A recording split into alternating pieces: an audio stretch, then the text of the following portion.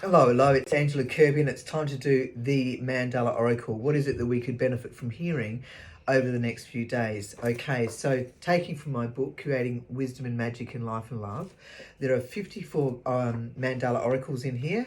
So I'm going to open randomly at a page that will be, while I'm focusing on what are the energies that would be beneficial for us all this coming week. What is it that we could do with knowing that would be helpful? All right, so let's have a look. All right, bliss, there we go, perfect. Now, if you wanted to go to my website, frizzkirby.com, the information's below. You can go and have a look at this mandala. You go up to the top right-hand corner and there look at art and art's mandala in life, and you can look for number 42, I think it is. Yes, it is. There you go. So, got a little bit of hay fever going on here. Excuse me for a moment. I've been using some Schuster salts and they've been really good actually this year. So much difference. All right, so let's have a look. A circle of love, a circle of life. This mandala is now in our life. Allow it to open our pleasure and delight through seeing and feeling. In meditation, it will guide us. Allow it to whisper its wisdom. Can we hear what the messages are? Write what we hear and feel and study it deeply.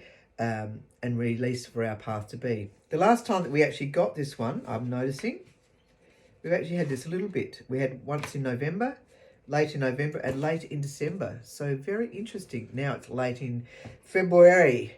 Bliss surrounds you while your world is changing rapidly from one stage to the next. This time is sacred and must be travelled solo. Only you can set your feet directly upon this world, unravelling and releasing what once was and can no longer be. Almost staccato-like in movement, rapid and upbeat in time, you bring forward what is to be healed. Very important. You may initially seek answers from others only to find you walk away frustrated and confused from their efforts in giving you suggestions and fix-me-up solutions. The wounded child within you may have been seeking from a sense of unhealed codependence. So it is time to calm that neediness, settle down. Your inner child requires reassurance and some fun so he or she can feel, she and he or he can feel. Let me just finish that last little bit off. Excuse me. Feel safe. That's very important because when our inner child is not feeling safe, all sorts of chaos can ensue. This time is for you as a fully functioning adult with your inner child intact, not rocking the boat.